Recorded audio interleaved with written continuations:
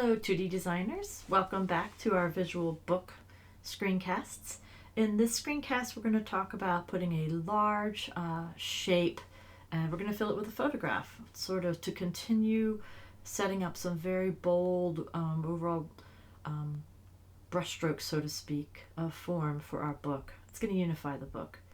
I wanted to mention something I've done with these rock veins. You can see how this is a slight gray here. I want to show you how I did that. Whenever you have a layer selected, you have fill as this little dialog box here, and if you click on the arrow you can see there's a slider. So this is the fill at 100%. As you can see, it's black against the white background, and that's very strong, high contrast, and draws attention. Because I want this to be more subtle and play a supporting role in the background, I lowered the opacity. I increased the transparency. Those things are the same thing, so that it reads more as a gray. All right, so moving on to getting a big shape to go in here. I would like to use a font, so I'm going to go to the text tool. When I select the text tool, it brings up these modifiers for the tool. This is very big. It's 500 points, but it is, I want a shape that's huge to fill this whole page, so I like the 500 points. Going to click and drag. And this is pre-filling with Lorem Ipsum, which is a default font to let you know you've opened up this window. You can just go right ahead and type the words you want. I think I typed the H. So E-A-R, and the other two letters are not visible at this moment. It's because it's so big. So do you see down in this right hand corner? You can see that plus sign. If you grab and drag that out, you should be able to see everything you've typed. Now I'm going to make the whole board smaller so that you can see that actually my word is so large it's even off the picture plane. At this point you can go ahead and rotate it. You could grab these corners and make it larger or smaller. And I played around with this for quite a while. And then I decided, you know what, it's just, no matter what I do, this is so strong and dominant, a diagonal. I think it's drawing too much attention. And my purpose for this object is to have a very large form that sort of provides something for me to work with in the rest of the smaller single page and double page spreads. So I made the decision to go back and get rid of, I'm going to highlight those other letters and only use the letter E. That was one decision I made. And then I'm going to use the move tool and turn this into something that I can enlarge. I'm going to grab this corner. There we go. I can enlarge using this move tool.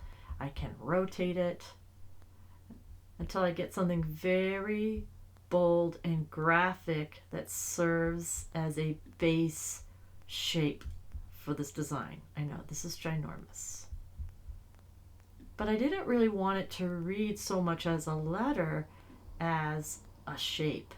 And if you take a typography class, you begin to enjoy the positive and negative shapes within letters, and it's an art unto itself.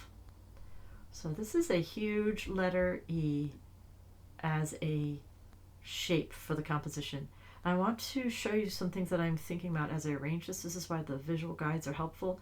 I would not put this letter E in this location. Can you see how it's intersecting right there where a page is going to fold? And that's going to look awkward. So I am aware of where these intersections are. So that's a nice black space. So it'll be black in the corner and black on these corners. This one is avoiding that intersection. I like that. So we'll accept that. Now, it'd be fabulous if we could fill this with a photograph, and I'll show you how to do that. So we'll go over to our assets folder.